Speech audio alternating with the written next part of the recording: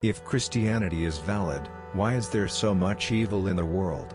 To this the famous preacher replied, with so much soap, why are there so many dirty people in the world? Christianity, like soap, must be personally applied if it is to make a difference in our lives. There are three of you. There is the person you think you are. There is the person others think you are. There is the person God knows you are and can be through Christ. Life without God is like an unsharpened pencil, it has no point. We can be certain that God will give us the strength and resources we need to live through any situation in life that He ordains. The will of God will never take us where the grace of God cannot sustain us. There comes a moment when we all must realize that life is short, and in the end the only thing that really counts is not how others see us, but how God sees us. No matter how dark and hopeless a situation might seem, never stop praying. Our chaotic, confused world has no greater need than to hear the message of good news, the gospel of Jesus Christ. The greatest legacy one can pass on to one's children and grandchildren is not money or other material things accumulated in one's life, but rather a legacy of character and faith. Mountaintops are for views and inspiration, but fruit is grown in the valleys. God is unchanging in His love. He loves you. He has a plan for your life. Don't let the newspaper headlines frighten you. God is still sovereign. He's still on the throne. It is not the temptations you have, but the decision you make about them that counts. You will never understand who you are until you understand who God is. Remember that you can pray anytime, anywhere.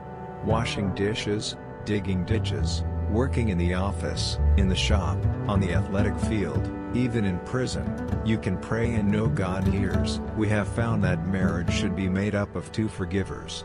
We need to learn to say, I was wrong, I'm sorry.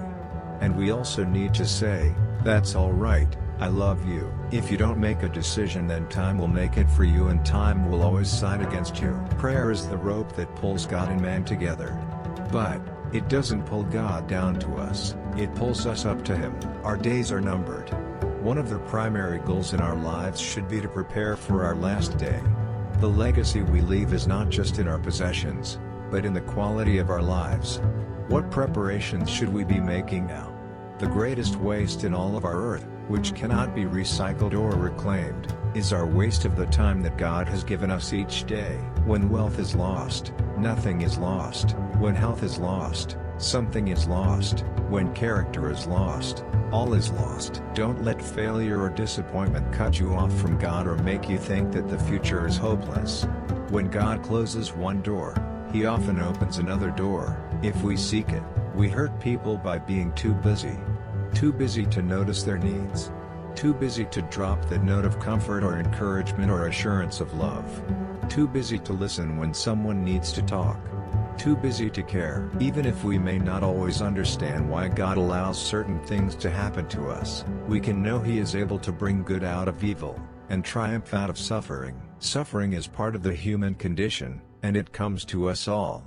The key is how we react to it, either turning away from God in anger and bitterness or growing closer to Him in trust and confidence.